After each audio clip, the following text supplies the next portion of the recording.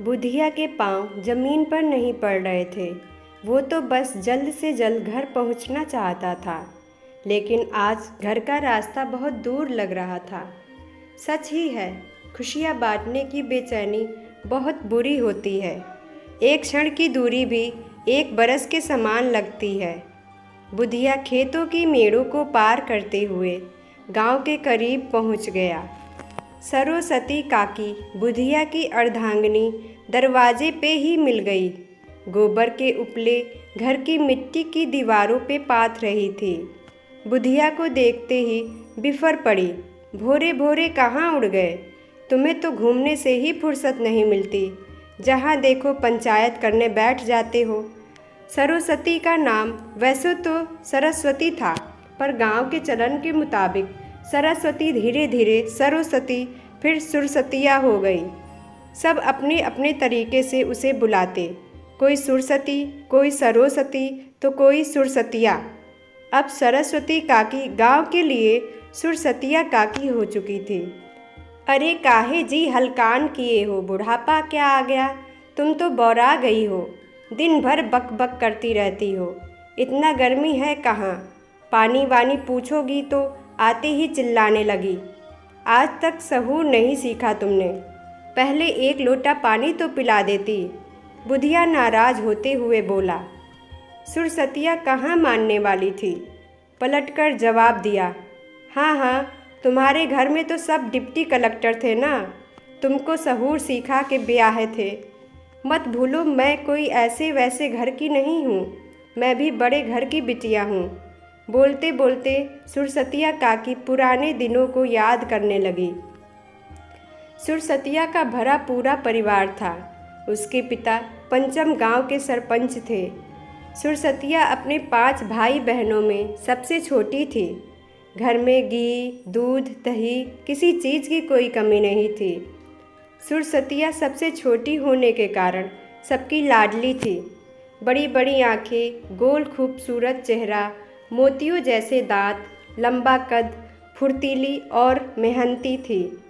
सरस्वतिया जब घर से 2 चोटी बनाकर उसमें लाल लाल फीते बांधकर सुरसतिया बच्चों के साथ खेलने जाती तो गांव के ही मिसिर जी कहते, पंचम तोर बिटिया तो साक्षात देवी है रे, इसको मुझे दे दो, अपनी जान से ज़्यादा संभाल के रखूँगा। पंचम हंसते हुए बड़े गर्व से कहता, मिसिर जी आप तो हमसे हमार जान मांग रहे हैं। कहते हैं अच्छे दिन कटते देर न लगती। कुछ ऐसा ही पंचम के साथ भी हुआ। नियति कब कौन सा खेल दिखाए ये तो देव महाराज जी जाने। गांव में हैजा फैल गया। चारों ओर अफरा तफरी का माहौल था। इस महामारी में किसी ने पति खोया, किसी ने बाप, किसी के घर के बूढ़ पुरनिया गए तो किसी के घर में कोई पानी देने वाला भी ना बचा। सरकार से कोई मदद नहीं मिलती। सरकारी बाबू सब कान में तेल डाले पड़े रहे। मरते हैं तो मरे मेरी बला से। सरकार पैसा देती है तो काम भी तो करवाती है। अब हम चले सबका दवाई दारू करें यही बाकी रह गया है। और जब तक सरकार चेती, जाने कितने लोग काल के गाल में समा चुके थे।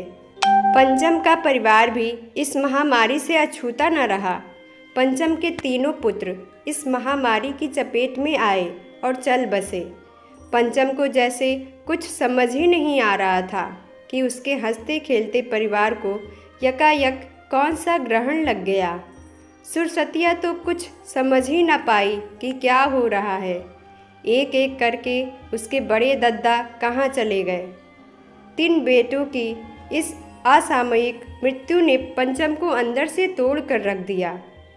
अब हमेशा खुश रहने वाला चौपाल पे बैठकर हंसी ठट्ठा करने वाला पंचम कमज़ोर, बीमार और उदास दिखता था। पुत्र विक्षोभ के दुख ने धीरे धीरे पंचम को शराबी बना दिया। वो हमेशा शराब के नशे में धुत रहता। समय ऐसे चलता रहा, खेत गाय गोरू सब पंचम की शराब की भेंट चढ़ गए। अब तो खाने के लाले भी पड़ गए। और इसी परिस्थिति में एक दिन पंचम को खून की उल्टी हुई और वो चल बसा। अब सुरसतिया अपनी बड़ी बहन और माँ के साथ इस घर में अकेली रह गई। जिस घर में कभी दूध घी की नदियाँ बहती थीं, अब खाने को भी लाले पड़े थे। दिन जैसे तैसे गुजरने लगे। सुरसतिया की माँ ने जैसे तैसे करके सुरसतिया की बड़ी बहन का बियाह पास के ही गांव के एक अधेड़ विधुर से कर दिया। परिवार बहुत संपन्न तो ना था, पर हाँ, खाने के लाले भी ना थे। 4-5 बिगहा जमीन थे, गोरू बछरू भी थे। कुल मिला के एक मध्यम वर्गीय परिवार था, पर नियति को यहाँ भी कुछ और मंजूर था। सुरसतिया की बड़की बहन पेट से थी। घर में सब खुश थे। प्रसव के दौरान बच्चे की नाल गले में फंस गई। जच्चा और बच्चा दोनों ही चल बसे। घर में सुरसतिया और उसकी माँ के सिवा अब कोई न था। सुरसतिया अब तक अपनी बदनसीबी को अपना नसीब मान चुकी थी। दिन जैसे तैसे कट रहे थे। सुरसतिया अब सयानी हो चली थी। माँ इसकी चिंता में घुली जा रही थी कि किसी तरह सुरसतिया के हाथ पीले कर दे। ऐसे में गांव की ही जीरा काकी ने बताया कि उनके मायके में लग्गू के यहाँ एक रिश्ता है।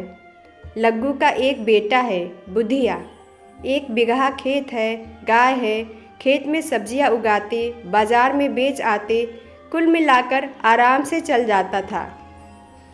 इससे अच्छा रिश्ता कहीं मिल नहीं सकता था। बुधिया की माँ थी नहीं, कुल पिता पुत्र ही थे। लड़का बहुत अच्छा था, मेहनती था। गरीबी सपने देखने का हक भी छीन लेती है। सो सुरसतिया भी किसी राजकुमार के सपने नहीं देख रही थी। उसने अपनी बदनसीबी से समझौता कर लिया था। अब तो दुख, तकलीफ़, मुसीबत रोज़मर्रा के काम जैसा हो गया था। हर रोज़ जूझना पड़ता था। आनन फानन में सुरसतिया का बियाह बुधिया से हो गया। सुरसतिया एक संसार को छोड़कर दूसरे संसार में आ गई। धीरे धीरे सुरसतिया ने घर संसार संभाल लिया। दिन गुजरते गए। सुरसतिया को ईश्वर की कृपा से एक पुत्र की प्राप्ति हुई। बड़े प्यार से उसका नाम सुरसतिया ने भूरिया रखा। भूरिया के जन्म के साल भर बाद ही सुरसतिया का ससुर लग्गू भगवान को प्यारा हो गया। समय अबाध गति से चलता रहा। भूरिया अब जवानी के दहलीज पर कदम रख चुका था। बाप बेटे दोनों खेतों में सब्जी उगाते, बाजार में बेच आते। जो कुछ भी आता चैन सुकून से कट जाता।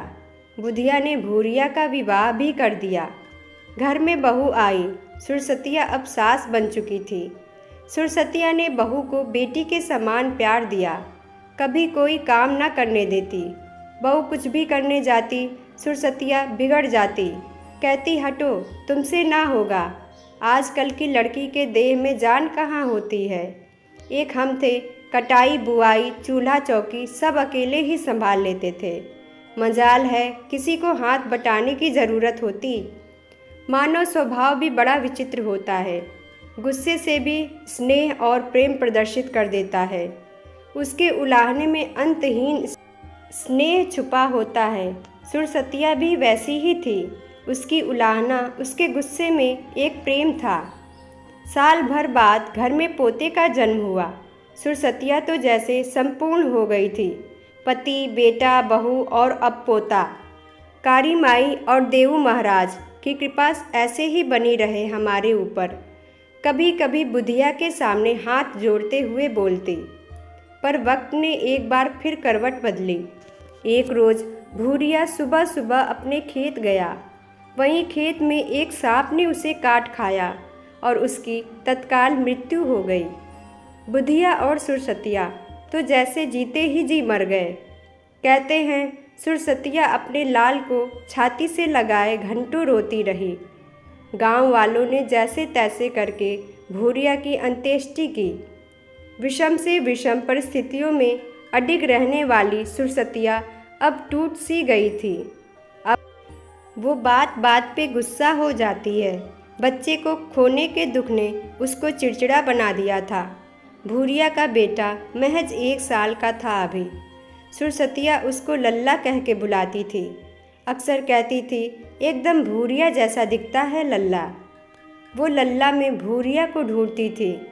इस बात से अनभिज्ञ कि जो चले गए वो फिर कभी लौट कर नहीं आते, पर हाँ, लल्ला में भूरिया को देखना उसको असीम सुख देता था। 1 साल तो जैसे तैसे कट गए। एक दिन बहू ने कहा, अम्मा, सोच रही हूँ कि मायके हो आऊँ कुछ दिनों के लिए। सुरसतिया ने कहा, हाँ हो आओ, पर मैं लल्ला के बिना कैसे रहूँगी? इतने दिन मेरा तो दिल नहीं लगेगा कहीं। बहू ने कहा, अम्मा, लल्ला को आपके पास छोड़े जाती हूँ। सुरसतिया को मुँह मांगी मुराद मिल गई। उसने हामी भर दी। बहू को मायके गए 1-1.5 महीने से ऊपर हो गए। 15-20 दिन बोल के गई थी, पर कोई खबर नहीं।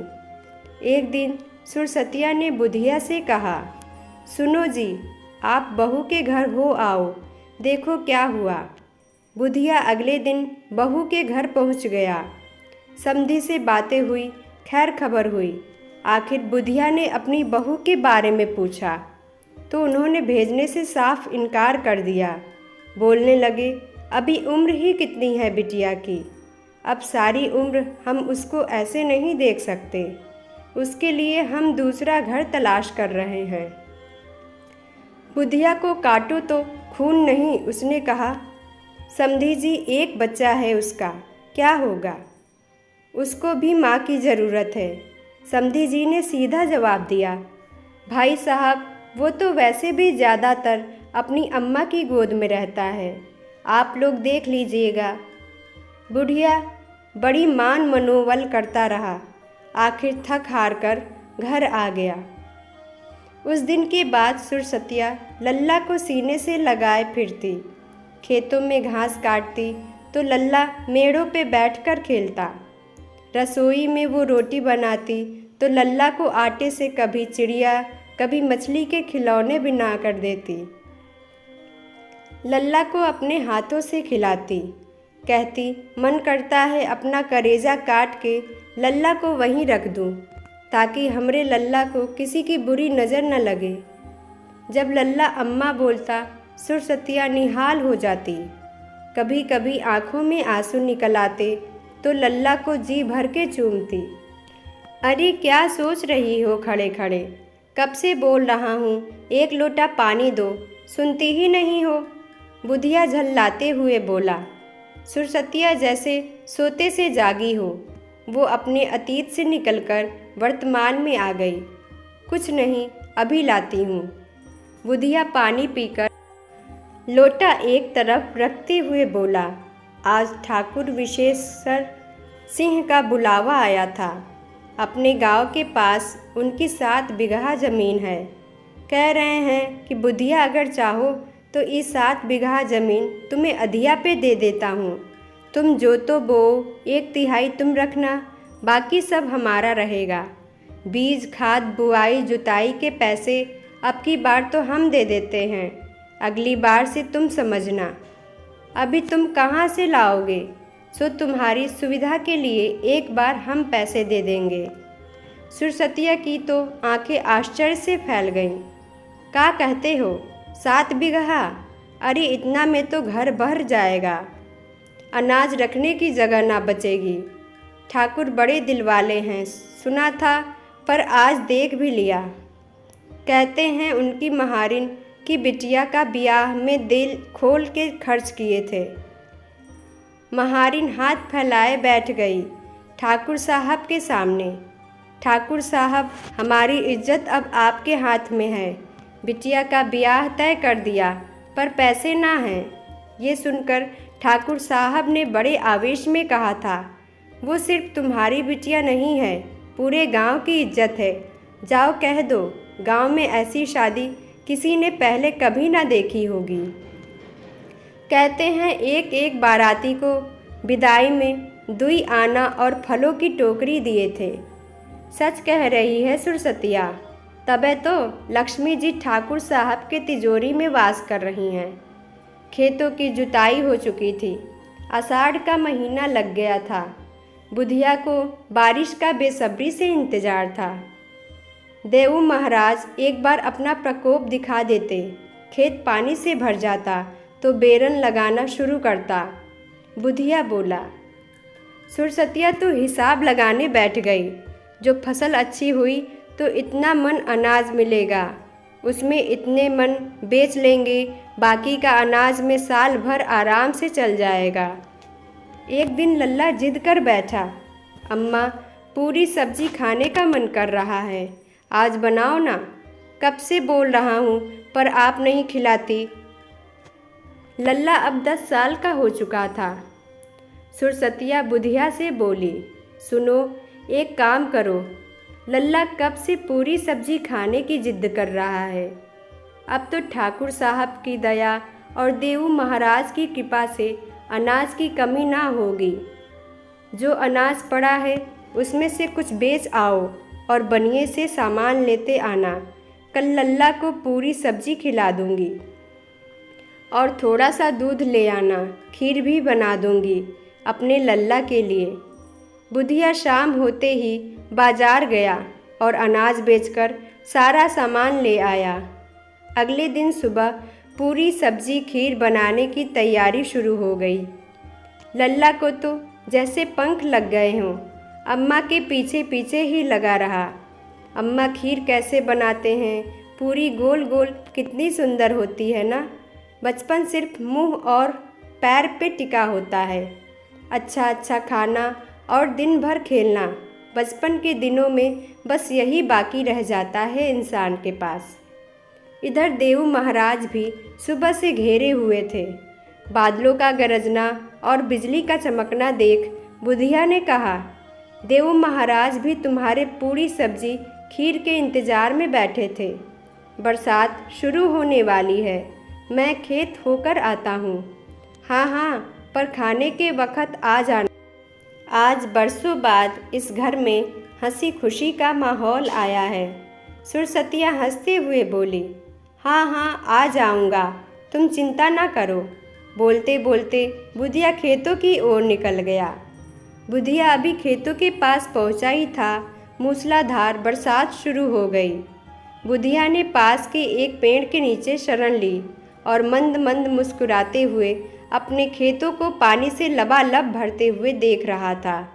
बरसात का आना आज उसे अपने अच्छे दिनों के आने के जैसा लग रहा था। देखते देखते 1 घंटा गुजर गया। मूसलाधार बारिश जारी थी। ऐसा लगता था कि इंद्रदेव आज सब कुछ बहा ले जाने वाले थे। बुधिया विचारों में मग्न था कि अचानक उसे शोर सुनाई दिया। बुधिया ने देखा कि गांव के कुछ लड़के काका काका की आवाज़ लगाते हुए भागे आ रहे हैं। बुधिया किसी अनिष्ट की आशंका से कांप उठा। लड़के पास आकर बोले, काका जल्दी चलो घर। काकी और उसके आगे कुछ न बोल पाए। बुधिया बेतहाशा अपने घर की तरफ भागा। बूढ़ा हो चला था, पैरों में जान न थी, फिर भी आज वो पागलों की तरह अपने घर को भागा जा रहा। उसका दिल जोरों से धड़क रहा था। कहीं पैरों में कांटा चुभा तो कभी मेड़ों पे फिसल के गिर गया, परंतु उसे होश न था। उसे बस किसी भी तरह अपने घर तक पहुंचना था। बुधिया किसी तरह घर पहुंचा। देखा घर के बाहर चीख पुकार मची है। गांव के युवा बुजुर्ग हाथों में फावड़े लिए मिट्टी निकाल रहे थे। बारिश अभी अपना कहर बरसा रही थी। बुधिया को समझते देर न लगी कि घर की दीवार गिर चुकी है। बुधिया अपने होश खो चुका था। वो अपने हाथों से मिट्टी हटाने लगा।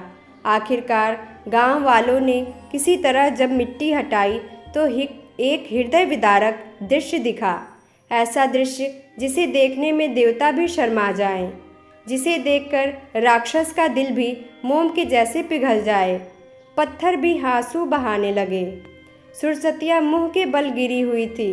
उसका चेहरा लल्ला की तरफ था, जैसे अपने कलेजे के टुकड़े को निहारते निहारते ही उसने दम तोड़ा हो। लल्ला एक तरफ पड़ा था। जस्ते की थाली में कुछ पूड़ियाँ रखी थीं। एक टुकड़ा निवाला सुरसतिया के हाथों में था। बदनसीब अपने लल्ला को एक निवाला भी ना खिला पाई अपने हाथों से। बिजलियाँ अब भी चमक रही थी। बादलों का गरजना जारी था। मूसलाधार बारिश से बुधिया के खेत तो लबालब भर गए थे, पर बुधिया की आंखें किसी तपते रेगिस्तान सी सूखी और बंजर थी। इंद्रदेव के कोप में वो जोर न था कि वो बुधिया की आंखों से पानी की एक बूंद भी बरसा पाते। बुधिया जैसे पत्थर हो गया था, न आंखों में आंसू, न गुस्सा, न दुख, बस वो अपनी बदनसीबी को अपनी आंखों से देख रहा था। अपनों के चले जाने के दुख से बड़ा दुख अपने रह जाने का होता है। अगली सुबह बुधिया की लाश गांव के कुएं में तैरती हुई पाई गई।